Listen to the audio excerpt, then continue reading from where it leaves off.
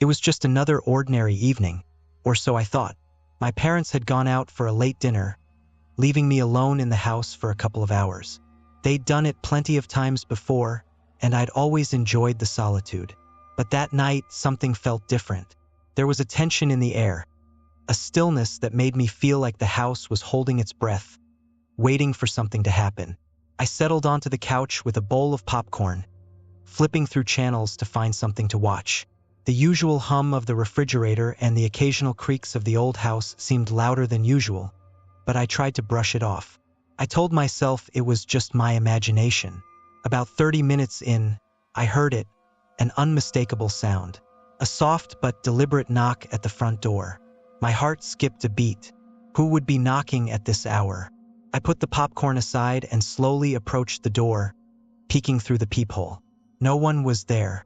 I waited for a few moments, listening intently. The street outside was silent.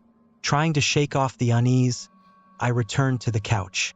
But as soon as I sat down, I heard it again. This time it was louder, more insistent. I ran back to the door, my hands trembling slightly as I looked through the peephole once more. Still, there was no one there. A cold chill ran down my spine. Something wasn't right. I decided to call my parents, but as I reached for my phone, the power went out. The sudden darkness was suffocating, the only light coming from the screen of my phone.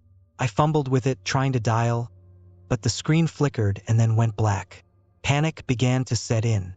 I was completely alone, and my only connection to the outside world was gone. The knocks continued, louder and more frantic. It wasn't just at the front door now. It was coming from all sides of the house. I could hear them at the windows, the back door, even from the basement.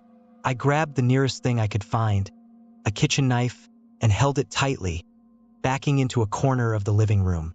My breathing was ragged, and I could feel my heart pounding in my chest. I tried to tell myself it was a prank, maybe some kids messing around, but deep down I knew it wasn't. The knocking turned into banging, as if someone or something was trying to break in.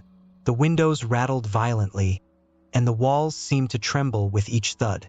I could hear whispers now, low and unintelligible, coming from everywhere and nowhere at once. They grew louder, overlapping, until it was a cacophony of voices, each one more desperate and menacing than the last. I squeezed my eyes shut, praying for it to stop, for the power to come back, for anything that would end this nightmare. But the banging only grew louder, the whispers more intense. I could feel the house closing in on me, the walls seeming to pulse with some malevolent energy. And then, just as suddenly as it had started, it stopped. The power flickered back on, the house was silent, and everything was as it had been. The clock on the wall showed only a few minutes had passed, but it felt like hours. My phone buzzed, and I saw a message from my parents saying they'd be home soon. But I knew something had changed. The house felt different, darker, more oppressive. I didn't know what had happened in those 2 hours, but I knew it wasn't over. I could still feel it, lurking just beneath the surface, waiting for the next time I was alone. I stood there in the center of the living room, gripping the knife so tightly that my knuckles had turned white. The house was calm again, the lights steady, and the normal sounds of the night returned. But the unease was still there, gnawing at me, refusing to let go. The silence now felt like the calm before a storm, and I couldn't shake the feeling that something was watching me. The clock on the wall ticked loudly, each second feeling like an eternity. I checked my phone again. The message from my parents was still there, but there were no updates. I quickly sent them a text, asking how far away they were, but there was no response. The anxiety in my chest tightened. I glanced at the front door, wondering if I should just run out and wait for them outside. But then I heard it, a faint creak from upstairs. My breath caught in my throat. The thought of something or someone being upstairs paralyzed me. I stared up at the ceiling, straining to hear any other noises. The creak had been subtle, almost as if whoever or whatever was up there was trying to move quietly. My mind raced, trying to make sense of what was happening. Had someone gotten in? Was I being hunted? Slowly, I started toward the staircase, the knife still in hand. My footsteps were cautious, barely making a sound as I ascended the stairs. With each step, the air grew colder, and a deep sense of dread settled over me. The upstairs hallway was dimly lit, the shadows seeming to stretch out and warp as I moved forward. The first door on the left was slightly ajar. My bedroom. I hesitated, my hand hovering over the doorknob. Taking a deep breath, I pushed the door open with the tip of the knife and peeked inside. The room was exactly as I'd left it. Bed neatly made, curtains drawn shut. But there was a strange smell in the air, something faint and metallic. I stepped into the room, heart pounding, scanning every corner.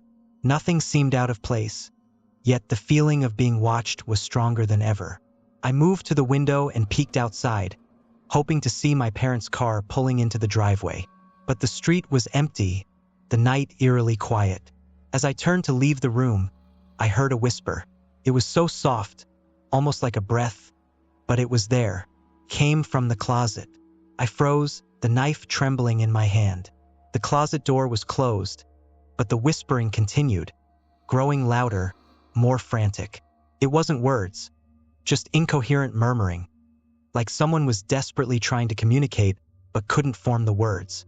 Fear clawed at my throat, but I knew I had to face whatever was in there. I slowly approached the closet, each step feeling like I was walking through thick mud. My hand reached out, trembling as I gripped the doorknob and yanked it open. The closet was empty, nothing but clothes hanging neatly on their hangers. But the whispering didn't stop.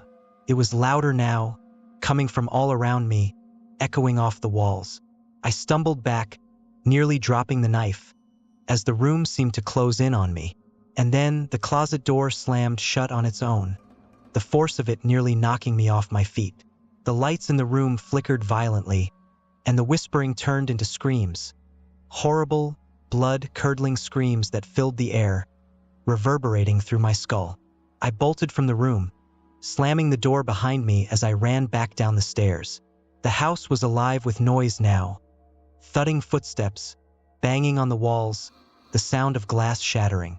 It was as if the entire building was under siege by some unseen force. I dashed into the kitchen, searching for a place to hide, but the noise was everywhere, relentless. Suddenly, the banging stopped, replaced by a deep, guttural growl that seemed to come from the very foundation of the house. The floor beneath me vibrated, and I could feel the walls closing in again, suffocating me. The growl grew louder, a horrible primal sound that made my blood run cold. I was trapped. My mind was screaming for me to get out, to run, but my body refused to move. I could feel something approaching, something dark and ancient, something that had been waiting, lurking in the shadows of this house for years. And then, just as the darkness seemed ready to consume me, the front door burst open, flooding the room with light. My parents rushed in, their faces pale with worry. The growling stopped instantly, the oppressive atmosphere lifting as if it had never been there. "Are you okay?" my mother asked, rushing to my side. She looked around the house, noticing the shattered glass and the overturned furniture. What happened? I wanted to tell them, to explain what I'd just been through, but the words wouldn't come. I just stood there, shaking, staring at the front door as if expecting something to follow them in. They never understood what had happened that night. I tried to convince myself it was just a product of my imagination, a nightmare that had somehow spilled into reality. But deep down, I knew better. The house had shown me something that had been lying in wait, something that would return. And it did. Every time I was left alone, I could feel it. The air would grow thick, the shadows would lengthen, and the whispers would start again, just on the edge of hearing. I was never truly alone, not anymore. The house had become my prison, its dark presence forever lurking in the background, waiting for the next time it could feed on my fear. It was only a matter of time before it came for me again.